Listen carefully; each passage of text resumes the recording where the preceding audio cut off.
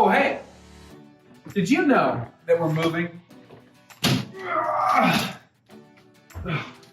I mean, not physically, just moving to our new YouTube channel. See, we're gonna have our own Kidstown YouTube channel with original content, fun dance moves, and monthly overviews, along with our normal weekly content that we upload. You guys are not gonna wanna miss it. So click the link that might be here,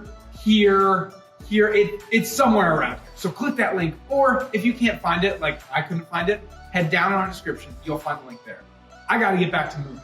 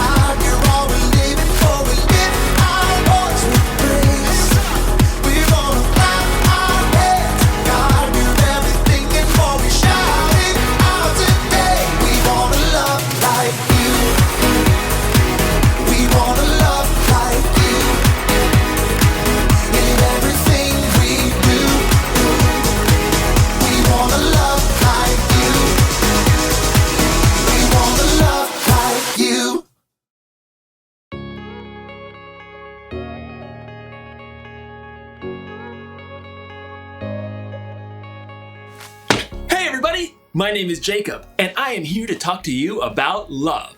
Love is showing others how much they matter to you.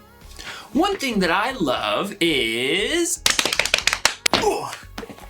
books. Books are good for so many different things, like decorations. As a paperweight! You could play Jenga gently. Or dominoes. But no matter how many uses a book has, they were really made for one important thing. They were made to be read. That is their purpose. Books can teach you things. They can entertain you with stories. They can help you discover how different people live and think. But they can only do all that if you read what's inside. So, in today's story, we're going inside the Bible, and we're starting at the very beginning, where we'll discover how God made you and me for a purpose. Hey, I just thought of another thing you can use a book for. Frisbee! Oh, sorry. Oops. The Bible. It's 66 books of history, stories, letters, and poetry that fit together to form God's one big story. The epic adventure of how He created us and loves us so much that He made a way to rescue us. As we travel through the Bible, from Genesis to Revelation, we discover people who met God and found their lives changed forever. Now, for an amazing story, inspired by the book of Genesis, chapters 1 and 2. In the beginning, there was nothing. Nothing at all. Except for God. But God was so full of love, it couldn't be contained. And that deep love spilled out into the shapeless void. Let there be light. Dazzling light shot through the heavens, blazing and radiant. God separated the light from the dark. Evening turned into night, and night into morning. The very first day of all time. But God was just getting started. Let there be a huge space between the waters. Let it separate water from water. The sky arched out high overhead, and below, mighty waters rolled, covering the earth like a deep blanket. That evening and that morning was the second day. Let the water under the sky be gathered into one place. Let dry ground disappear. The earth shook, mountains rose up, and rivers burst forth and ran through wide open plains to shiny seas. Let the land produce plants.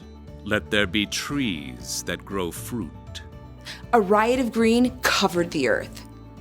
Tall trees shot up towards the sky. Creeping vines crawled along the ground. From pines and petunias mixed with cornstalks and cabbages. That is good. There was evening and there was morning, the third day. Let there be lights in the huge space of the sky. Let them separate the day from the night. The sun blazed forth and the silvery moon took its place. Stars, planets, and galaxies spun out to the ends of the universe. It is good. That evening and that morning formed the fourth day. And now, the earth itself became a canvas for God's incredible imagination. Let the seas be filled with living things. Let the birds fly above the huge space of the sky. Proud eagles soared through the sky, and doves made their nests in the branches below. Dolphins leapt out of the surf, and trout and minnows chased each other through laughing brooks. God bless them all. This is good. There was evening and there was morning, the fifth day. But God wasn't finished yet. Let the land produce every kind of living creature. Huge leathery elephants shook the ground while tiny gray mice scampered at their feet. Lions roared and lambs played tag. Now that is good. The earth was bursting with light and sound and color, but there was no one there to enjoy it. No one there with thoughts and feelings who could share it with God. No one who could love like God. Let us make human beings so they are like us. Let them rule over all the fish and the birds and the creatures. So God got down in the dust of the earth and formed a man in God's very own image. God breathed life into him. breathing. Oh, oh, that feels good. The air smells sweet. God placed the man Adam in a beautiful garden along the banks of a river. Farm the land. Take care of it. Okay, oats. I think I'll put them in a good crop of oats for oatmeal. And what are these red things? Strawberries, I think. Those should go with cream, if I can think where that comes from. Even with all the things still to be discovered in the garden, though, Adam was still on his own.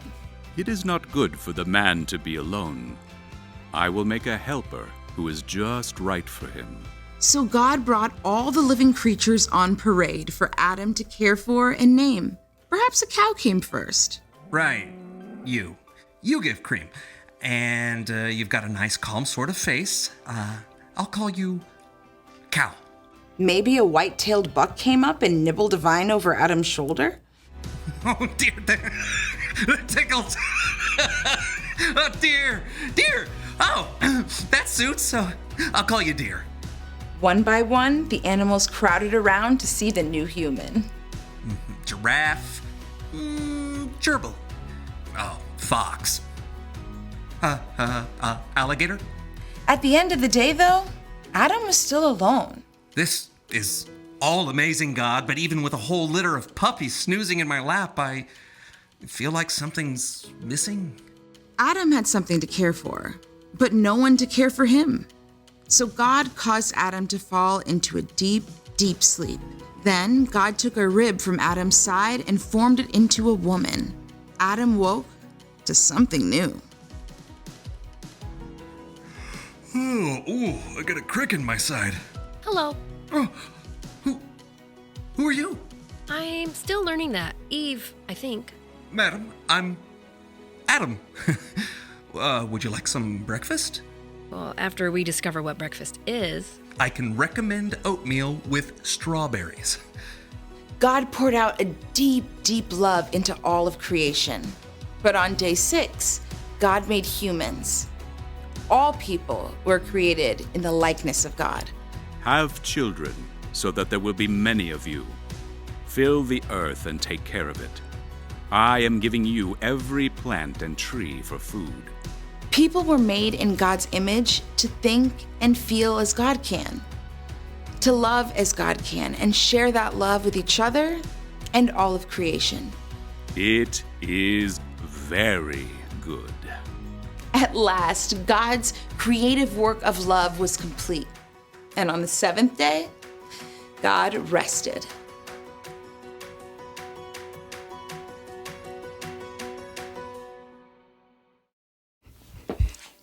In the beginning, God made a beautiful world, and God made people to take care of that world. But our purpose is even bigger than that. God said it wasn't good for people to be alone, because God knew we would need people to take care of us, and people we could take care of. We were made to love.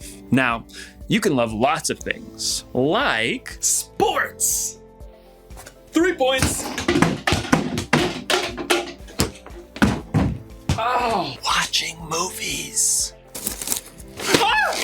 You can love dominoes. You can even love books. But Jesus taught that we should love God and love other people. That's what's most important. It's okay to love things, but we were made to love and take care of each other. That's our purpose. So here's the one thing to remember today. God made us to take care of each other. Be kind to each other. Listen to each other. Pray for each other. We all need to be taken care of. I need to take care of all these books I dropped. Maybe I can build a fort out of books. See you next time.